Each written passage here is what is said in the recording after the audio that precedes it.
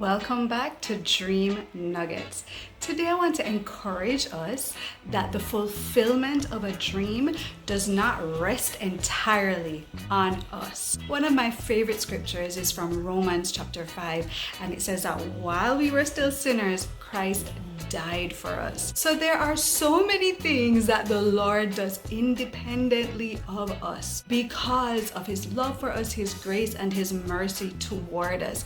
Even while we are sleeping or while we're tired or when we're overwhelmed, God is always working and interceding on our behalf. And this is also true of the fulfillment of a dream, a vision, a word, a promise. Sometimes we can get so bogged down in the fact that we don't understand what the Lord is saying to us. It is so mystical, it is so complicated. We're not understanding all of the symbolisms within the dream or the vision or the word that the Lord has sent for us. So I want to encourage us today that it doesn't all rest on you. Be assured that God is not trying to trap you in confusion or paralyze you in some way to just get frustrated or confused because you don't understand what he's trying to say or everything that he is trying to say. The scripture tells us that God does not give us a spirit of fear. And so when you are hearing those voices or having those feelings or thoughts that if I don't understand everything, if my interpretation isn't accurate, then this thing is not going to come to pass. That is not the case. Remember that Jesus plainly told the disciples that the Son of Man was going to have to suffer, but on the third day he would resurrect and all of these things. And they didn't understand what he was saying, even though he was speaking clearly to them. No, did Jesus's crucifixion and resurrection depend on the understanding and participation of the disciples? No. So there are so many plans that the Lord has for us that doesn't rest on us.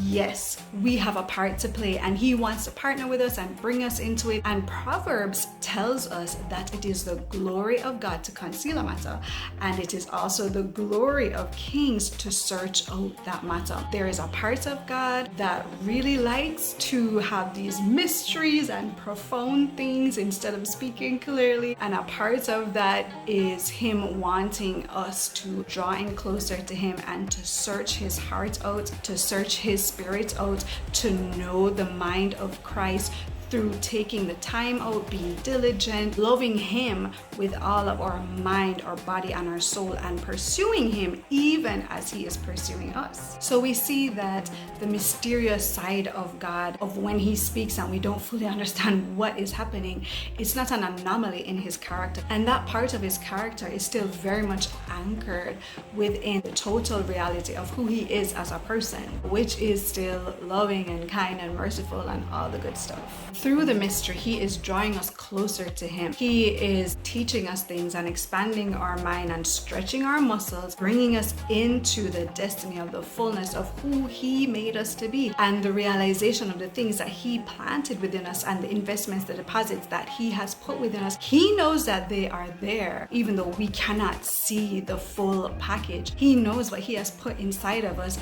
And so these mysteries, these words, these dreams, these visions are pulling and stretching our muscles and causing us to grow into the fullness of what it means to be a son or a daughter of the Most High God. So I just want to encourage us today, do not get bogged down under confusion or discouragement of any kind, thinking that it is up to you to fully understand everything that God is showing you before it can happen. That is not the case. God is sovereign. He is in control. He is putting all the little puzzle pieces together, the things that we don't understand. And scripture tells us that even though we see in part, but then we shall see in total clarity and fullness of his plan. And the book of James encourages us that if any of us lacks wisdom, ask. So continue to ask of the Lord. Continue to revel in searching out the mysteries of God, trusting the character of God, knowing that he has not